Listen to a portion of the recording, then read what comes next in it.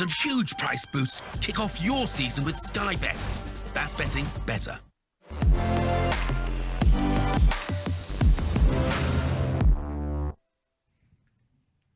Welcome along to Matchday Live here on Fox's Hub with me, Dan Bates, Steve Howard, Jerry Taggart and Matt Elliott to assess a disappointing afternoon and defeat here at King Power Stadium for the Foxes, where QPR have come away and won 2-1. Steve, we'll start with you. You said at half-time it was a frustrating performance. That hasn't really changed in the remaining 45. No, I think it's hit the nail on the head. Frustration, full stop. It's another match where they've had the majority of the possession and done nothing with it really. Created half chances. Final ball was poor, and it obviously just showed there in the final result. But in a promotion season towards a business end, you've got to win your home games, and that's it's a bit of a worry that. Yeah, I think obviously it's not good reading. 3 losses on the bounce in the league. After obviously a really good result down at Bournemouth in midweek, to come home and not get something out of this game, never mind the 3 points, is disappointing for everyone involved. You just look at the stats at the bottom of your screen. 74%, 14 shots, 10 corners, and 1 goal to show for that. I have to say that in the second half, I did see an improvement. We spoke about it at half time, and I've seen a few things improve. But, as Steve's already said, it was just that quality in the final third that Leicester just couldn't find. The goal, obviously, apart. So 2 soft goals really to give away today, and that's been the issue for Leicester. And almost a carbon copy of Middlesbrough a couple of weeks ago, where the stats were pretty much the same. Matt, you were on co-commentary duty for us. Do you agree? Do you agree with the lads? Yeah, pretty much. I heard what was being said at half time as well, and to go along with that, I think I hesitate to say predictable, but Leicester sort of are threatening to become that. Strange as that sounds, they come up against teams that are properly prepared and ready for them. I thought today there wasn't enough invention from the off, pretty much, really. And QPR set their stall out early on, but you felt as if they saw it through the first 20 minutes, which quite a lot of teams do at the King Power, because Leicester don't go full throttle early on, but they would grow into it. And the basics QPR got right. And Leicester weren't able to produce anything better than standard, really, today. And they were physical, they were resolute, well organised, all those things, QPR, and that was enough to withstand Leicester City today, really. Begovic, how much was he worth? Second half, there was a slight improvement, Jerry says, but not in the end result. As in getting shots on target, forcing the keeper into saves. The centre halves, they for QPR, I thought they were superb. They were excellent, but Leicester didn't make it difficult enough for them, I don't think. Yeah, I think, just going back to a point that Matt made there about easing the way into the game. And again, you've seen today, first half, controlling the game, picking the passes, trying to, find a way through. I think when you do that at the start of a game and the opposition are coming here and sitting back the way they do, it allows them to get in the shape, get comfortable with them being in that defensive shape, and things become a little bit easier. Settles the nerves a bit, doesn't it? Yeah, it settles in it for the opposition team that are coming here, because they're expecting Leicester to come full throttle at them. And if you go full throttle or even 90%, that unsettles the opposition a little bit more and a little bit more. But so the less intensive you are at the beginning of a game, the more it allows the opposition to get comfy and get in a structure that they say, yeah, okay, we can deal with this, guys. To get the confidence up as well. And get the confidence up. So, and I think that was the issue today, like it was against Middlesbrough a couple of weeks ago. Yeah, I mean, Jerry's hit the nail on the head because, you know, teams come to a place like this and they'll probably play for a 0-0 draw and think, you know what, if we get a 0-0 draw, we'll take that. They'll sit in, frustrate, and it was just, there was too many key players for me not at it today, not sharp enough today. And then the final ball wasn't there, so it was a bit like, I keep coming back to that word, frustrated. Yeah, it's the overall emotion, isn't it? I think, Jerry, and it will be for the players and for the supporters, obviously leaving the ground today as well. Yeah, I think, you know, you talk about the quality. There was the quality wasn't there, and we've seen a lot of top drawer quality this season, and it's frustrating for the fans when they don't see it at a home game when they're playing in a match where they've dominated the ball. And the thing is, now they've got 2 difficult away games coming up, Tuesday, Saturday, away to Sunderland, away to Hull. Hull obviously beat them here earlier on in the season. Sunderland game was a really tight affair a few months ago. So, and that's where the frustration lies, because obviously the likes of ourselves and the fans and obviously the manager and to a certain degree the players will be looking forward and thinking, well, we've got 2 tough away games coming up. We need to win this home game. And that's where the frustration lies, because not winning this home game just piles the pressure on going away the next 2 games. Yeah, sorry, Steve, on the back of that, we've like saying about the disappointment. It'd be interesting to see how the players react to that, because it was unexpected, that defeat, wasn't it, here at the King Power? And then I saw their reaction, some of the players on conceding the second goal. Hermanson came out and he was like frustrated to say the least, and was venting his anger and a little bit at the players, but at the same time encouraging. But initially there wasn't that much response from the players. They were sort of like looking at the floor a bit, and you're thinking, well, you need to show a little bit more than that, maybe. Yeah, I mean, absolutely. You know, it looked as though we just ran out of ideas in the end. Yeah. You know, and then thought, you know what? But we said at half time, you know, take a chance. You know, you get half a yard, hit it. Something will happen. I mean, like even the free kick. You know, the shot on target. He pushed it right in the middle to Nelson's path.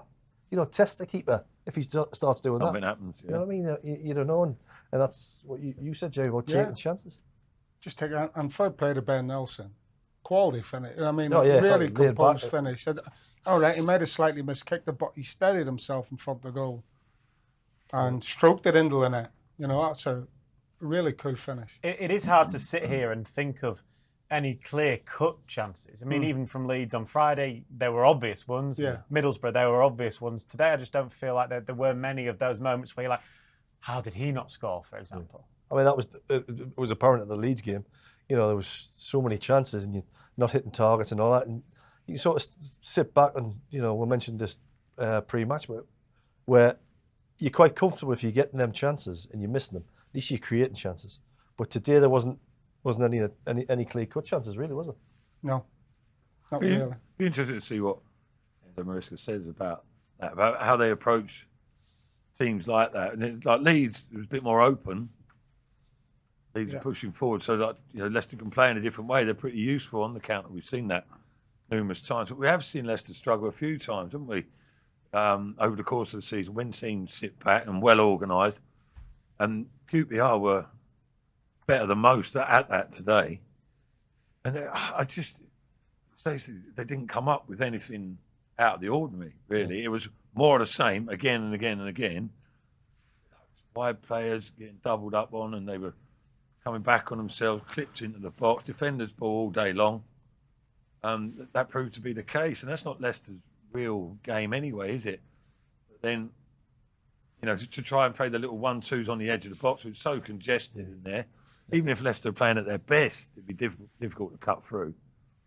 So I don't know if there must be another avenue, another plan of attack, because what they've tried today, I can see that quite regularly not working. But it's like when you know, a team that's set up like QPR was set up. I mean, it's obviously hard to go through the middle. And we were saying, you know what, when they got the ball, it was a laboured pass. It was like, all right, well, I'll play it out wide. It should have been bumped out wide straight away, sharp, and that's where you get your space and your momentum. Yeah. But it just didn't go out quick enough, did it? No, on a lot of occasions, the ball was getting to where it needed to get to, but not quick enough. There wasn't enough pace on the ball. you put good pace on the ball, it gives the player receiving it that little bit of extra time to make his mind up. He's potentially not getting doubled up in time, so he's got a chance to go 1v1.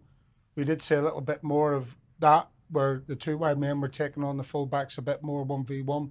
We didn't really see that in the first half. And you know, you could hear the reaction of the crowd, you know, when things didn't happen quickly. 11 huge games coming up to compile the misery. I mean, Leeds obviously drew earlier. That was a good result. Both Ipswich and Southampton have won. Southampton scoring very late to get their winner. So there's 8 points now separates top and fourth. Suddenly getting very, very interesting. Well, this is what they've got to deal with. You know, they've got themselves in a great position, and they've lost 3 games on the bounce now, and only the players and the management can get them back on their winning ways. It's as simple as that. You know, there's no magic wand that someone's going to wave and go, right, next week you're going to win 2 and they're going to lose 2. You have to dig deep as a group, and you have to get yourselves back on that winning trail. And the only way you do that is by coming together on and off the pitch, analysing the mistake. The 2 goals for me are soft goals. Yeah, and they've got to stop conceding the soft goals. And you know, we spoke about 1 or 2 of the goals last week against Leeds, 2 goals against Middlesbrough. They've got to make sure they do not concede soft goals. Especially with the run-in, you know, you go for promotion. You know, the soft goals, you don't want that in the promotion. I mean, the lads and Enzo, the manager, would have fully expected to beat these today and take 3 points. And obviously, you know, they've got to now think, right, we need a game plan for Sunderland, we need a game plan for Hull. And that's not going to be easy. And I'm not saying, you know, expectation levels were through the roof, but you have to expect the unexpected, and you have to give teams, you know, the respect they deserve at this level, because every team has good players, and you know, QPR showed that today, that they have got decent players, and they've found a manager who just literally gets them well organised, and they've got a little bit of flair at the top in the top half of the pitch. So you have to give those players in the top half of the pitch that respect, and I don't think Leicester did in regards to how the goals were conceded. You can go through the free kick that led to the second goal. There's 2 players at the back stick. And I don't think it was a free kick, by the way. Well, I know, but the referee gives it, so you have to yeah. deal with it. There's 2 players at the back stick, and Hamza Chowdhury's marking 2, both players, and the guy furthest back is the one that heads the ball in, back across, and then obviously there's a slip, and bang, it's a goal. I mean, Soft goal, though. the way I'm explaining it is how it happened, and I am explaining it. If I was saying that to you, what would you say? Even if you didn't say it, the way I'm explaining it, you say it's a soft goal to give away. Yeah, no getting away from the fact that all the games are big now, the remaining 11, Matt, but even more so on Tuesday. Sunderland losing again today. That's 4 defeats in a row in the league for them. So they won't have much confidence. Oh, they're in a tough time, aren't they? Surprisingly so, really. They fared earlier in the season, but things haven't gone as planned for them the last few months. So there's an opportunity there to get back on track. I don't know. It does look tough, isn't it? Of course, like the odds have been shortened now on Leicester, whereas they looked firm, really firm favourites, didn't they, not so long ago? But listen, they've still got that gap. They still have that little bit of a cushion, albeit pretty slim now. And it's time to see what they're actually really made of as well now. See what the character is of the squad. Much has been said about team spirit and the togetherness. I always think that's easy to say when you're winning. I haven't seen a team yet who wins 8 out of 10 games throughout the course of a season who've got bad team spirit. It's the ones that, when it comes down to the metal or to the wire, really, that dig in there. And I'm sure Leicester are capable of pulling together, but they need some directorship, within the squad, I think, as well, from the likes of Vardy to be an influence and others, manager. But today's a big disappointment, to say the least. I would say big blow. It's not a hammer blow. No, It's a big disappointment. But I think credit, maybe Leicester, that's why I was speaking about Maresca. Leicester need to maybe learn from this. Should have learned from it situations already. QPR, they were a decent outfit today at the Championship level, I felt. You know, they don't look like a relegation-haunted team to me. Now, with just the personnel in the lineup, but the way they apply themselves, big, strong, aggressive, play the percentages a bit, but nothing too fancy about them. A couple of players, Chair's obviously decent, gives them an outlet, as well as Willock as well. They're not a bad side, but Leicester have got to look at that game and say, right, okay, how can we deal better or create more opportunities, play better generally against a team like that? Because they're going to face teams like that between now and the end of the season. A lot of the games are against teams in the top half as well, aren't they? Teams that have got something to play for. They're not going to roll over and die for Leicester. I think you're right, Mike, because the QPR, you look at the league and you think, oh, well, that should have been an easy win, but it tells a lie, that league, because they were a different team now than it was earlier in the season. 100%, yeah. And like I said in pre-match, it was where everybody around them was winning. So the league's were the fault. If the team's team in form, aren't if the team around them didn't win, they could be 10th. It was one of them kind of forms have been. Well, there's 1 in 8, haven't they? Yeah. So the form at the minute is better than Leicester's. Yeah. So if you went through the last 7 games, you would say, well, they've only been beaten once in 7 or once in 8. Leicester have been beat, I don't know how many times in the last 3 games on the bank. You say, oh well, QPR have won their last 2 games before today. Leicester have lost their last 2 games. So you say, well, QPR are a form team at the minute, so you have to give them the respect. And, they came here and showed that today, that they're hard to break down and they've got a bit of flair up top. I think the thing is, you need against teams like that. Saying Leicester play like the percentages, don't they? They're quite sort of structured, methodical, and it's all sort of pre-planned and laid out there before the game. And they just repeat those motions. But I think sometimes you need to let loose a little bit and allow for a bit of individualism, because that's what it needed today. Yeah, a big game coming up, of course, on Tuesday away at Sunderland. It is a game that is available for absolutely everybody to watch on Fox's Hub. Last time out against Sunderland earlier in the season, a James Justin header secured all 3 points. Dewsbury Hall, left-footed of course, an outswinger and into the back of the net. James Justin gets his first goal of the season, totally unmarked, and Leicester City have the first goal.